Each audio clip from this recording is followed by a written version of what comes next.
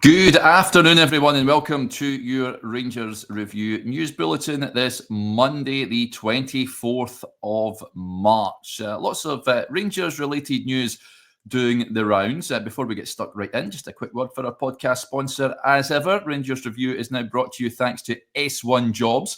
If it's time to hand in your transfer request, then head over to S1 Jobs and upload your CV today. With thousands of jobs across Glasgow, Edinburgh, and the surrounding areas, you'll find the one at S1 Jobs. So start your search today. Right, as I mentioned, lots of bits and pieces doing the rounds in the news with regards to Rangers. We'll kick off. We'll talk about internationals shortly. But before we do that, as you can see, Kieran Dowell has been flashed up on your screen. That's because he is impressing for Birmingham City down in English League One. He's made 14 appearances so far, scoring 3 goals and notching 1 assist. They have been told they must sign Kieran Dowell from Rangers on a permanent basis, and that's coming from the former Aston Villa midfielder Lee Hendrie.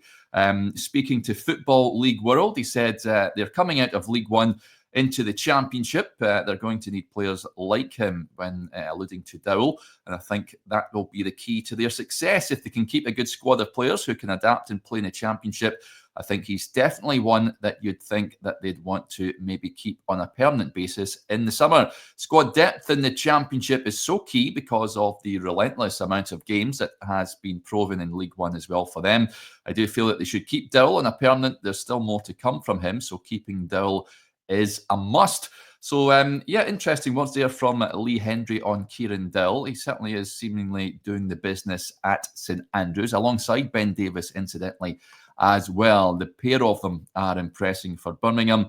Whether that the Blues will try and negotiate permanent transfers for the duo in the summer, who knows? But they're certainly going the right way about earning longer-term contracts down there. They will return to the Championship at the first time of asking Birmingham. No real surprise given the amount of money that they spent on building a squad to get out of the English third tier this season. How much would you accept, you reckon, folks, for Kieran Dowell and Ben Davies, 2 players that I don't think have futures at Ibrox? I think more importantly, as we touched on the show this morning when I was on with Joshua, just getting them off the wage bill, I think would be good news all round with regards to that. Elsewhere, as we touched on, is the international break. A number of Rangers players out representing their respective countries, none more so than Nico Raskin, who impressed last night for Belgium. He earned a standing ovation as he came off the park after running the show in the middle of the pitch for the Red Devils. They defeated Ukraine by 3-0 last night, and Raskin in a midfield 3, playing alongside Kevin De Bruyne, and he was sensational last night for Belgium, so much so that some Belgian publications have been waxing lyrical about his performance in a red shirt. He came off the bench to make his Belgian debut was it the tail end of last week against Ukraine, as the Belgians lost by 3-1. They were already 3-1 down when he came on. He started last night for the first time and was terrific.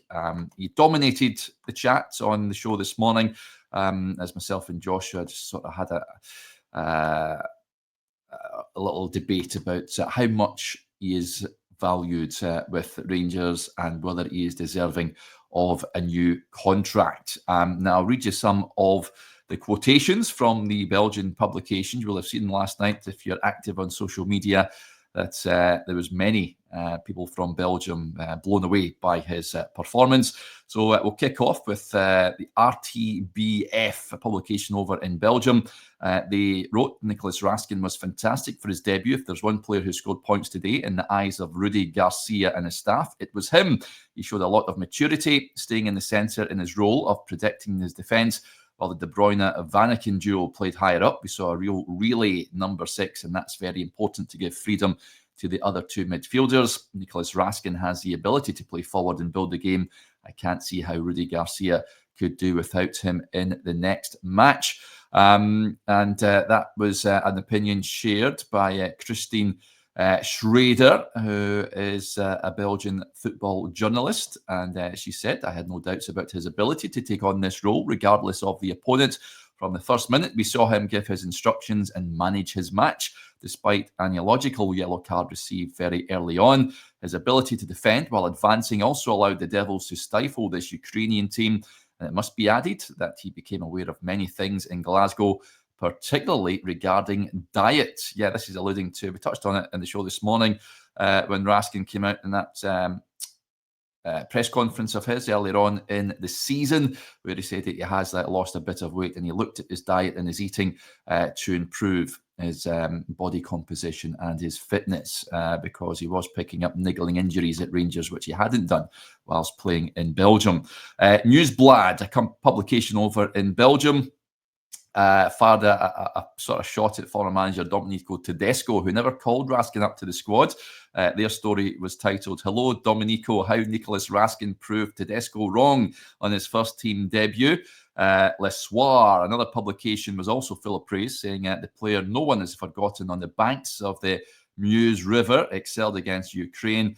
That was in reference to his former club Standard Liège, praising Nicolas Raskin at full time. So did not look out of place last night in a Stars packed Belgian team. Sportsa, another publication, hailed Nico for his pitbull-like qualities. A story read that Nicolas Raskin was a discovery. After 5 minutes, he was already unjustly shown a yellow card in his position. That's very annoying, but what an energetic pitbull he is with good feet. Yeah, he has been described as a bit of a pitbull in that Rangers midfield before, Nico Raskin, and good to see him getting international recognition. I think his call-up was well-deserved given his performances for Rangers of late, and he's now showing on an international stage what a good player he is. I just hope that we can see more of him in a Rangers jersey. I would like to see at least another season out of Nico Raskin at Rangers.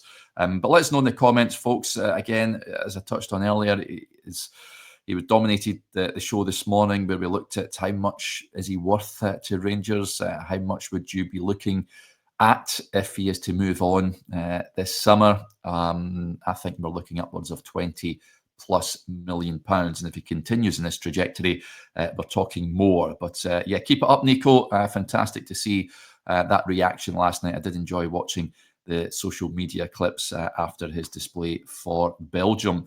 We'll stay with Belgium because former Rangers manager Philippe Clement has been linked with a return to the dugout back in his homeland. A report over in Belgium, the publication RTBF via Foot News, claim that he is in the running to become the next head coach of Anderlecht. He is a potential front runner, apparently. Of course, he enjoyed success with Genk and Club Brugge in Belgium before taking over at Monaco and then being appointed as Rangers coach as well. But yep, according to reports over there, the 51-year-old could soon be chasing down another Belgian league title if he joins the Belgian champions, who sacked David Hubert last week. Now, Besnik Hagi has been given the interim job until the end of the season, but yeah, they are looking to appoint a permanent manager, pretty much similar to Rangers, if you like, where Barry Ferguson, of course, an interim charge at this moment in time. It's thought that Hagi could be given the job full-time if he wins the Belgian Cup final with Club Brugge in May and closes the gap to the teams above him. They're currently fourth in the Belgian league, but it's claimed that should he fail to do that, Clement could be next in line to replace him. So, yeah, he could be back in the dugout soon, Philippe Clement. Other players that are representing their respective countries, Nadim Bayrami, who didn't do much for Albania against England at Wembley. To be fair, it was pretty much backs to the wall from Albania for much of that game against England. But Bayrami's Albania back in action tonight. They take on Andorra, so you'd imagine they'll see more of the ball tonight and may have a better chance of getting a more positive result. Yanis Hagi also in action. Romania away to San Marino in a World Cup qualifier this evening. And staying with Hagi, he has been slated by the former Romanian legend, the former player Cornel Dinu, said that Hagi is never going to reach the stage where he can be considered as good as his famous father, Georgie. I mean, who can, to be honest? Yeah, he was magnificent, Georgie Hagi. But this is what Dinu had to say. I'm afraid Yanis Hagi is never going to get to the stage where he surpasses his father. He is a modest player. He had a great chance where all he had to do was pass the ball, but he hesitated and his eventual pass was blocked. If you look at the history of football, I don't think there's ever been a boy who has done better than his father. Look at Johan Cruyff, for example. It's the same with Georgie Hagi and Yanis. So he was alluding to Yanis's performance when he came off the bench against Bosnia in their World Cup qualifier recently. So, yes, slated there. Just on sons that have done better than their fathers, I'm trying to think who is someone that's sort of broke the norm with regard to that. Paolo Maldini, could you say he was better than his father, Cesar Maldini? I think that is certainly up for debate. Maldini, one of the best defenders on the planet. Is there any others, folks? Mark Hateley. Tony Hateley was some striker in his day, played for Liverpool and Chelsea. Fantastic player. I think he was the most expensive signing at some point in Britain, but Big Mark was something else as well. Let us know in the comments, folks, if there's any famous sons who have done better than their dads. I'm intrigued to see some of those suggestions. Right, that is just some of the news doing the rounds, folks. Hamza Igaman, of course, also made his debut for Morocco as they came from behind to beat Niger. They also take on Tanzania tomorrow night, so good luck to Hamza. Mohamed Diamandi away with the Ivory Coast team as well. He came off the bench, Mohamed, for them recently in their recent game as well. And John Suter, of course, played yesterday, last night, as Scotland were thumped at home to Greece by 3-0. Right, thank you for watching, as ever.